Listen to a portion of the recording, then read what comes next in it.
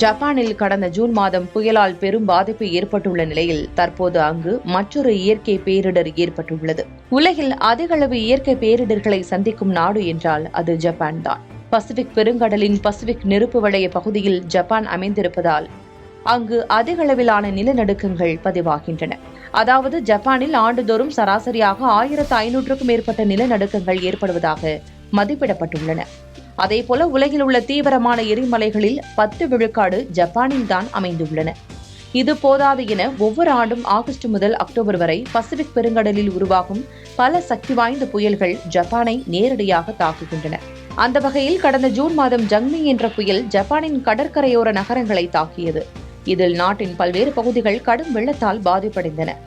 இதனால் ஆயிரக்கணக்கான வீடுகளில் மின்சாரம் துண்டிக்கப்பட்டதுடன் ஏராளமான பொதுமக்கள் நிவாரண முகாம்களில் தங்க வைக்கப்பட்டனர். இந்த பாதிப்பிலிருந்து ஜப்பான் மீண்டு வரும் நிலையில் தற்போது வடகிழக்கு மற்றும் கிழக்கு ஜப்பான் பகுதிகளில் திடீரென ஏற்பட்ட சக்தி வாய்ந்த நிலநடுக்கம் அந்நாட்டையே புரட்டி போட்டுள்ளது. சுமார் 70 கிலோமீட்டர் ஆழத்தில் ரிக்டர் அளவுகோலில் 5.9 பதிவான இந்த நிலநடுக்கத்தால் தலைநகர் டோக்கியோ உட்பட பல பகுதிகளில் கட்டடங்கள் குலுங்கின.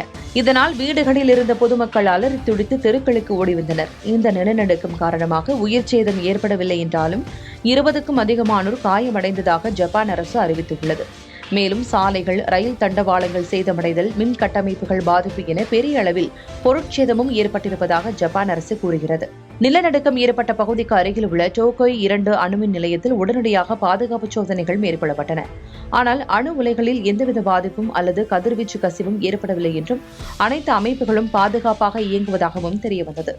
எனினும் ஜப்பான் வானிலை ஆய்வு மையம் இந்த நிலநடுக்கத்திற்கு பிறகு அடுத்த ஒரு வாரத்திற்கு அதே பிராந்தியத்தில் மீண்டும் சக்தி வாய்ந்த தொடர் அதிர்வுகள் ஏற்பட வாய்ப்பிருப்பதாகவும், குறிப்பாக அடுத்த 2 முதல் 3 நாட்களுக்குள் மக்கள் கவனமாகவும் கனமான பொருட்களை தலைமையில் விழாதவாறு பாதுகாப்பாகவும் இருக்குமாறு எச்சரிக்கை விடுத்துள்ளது.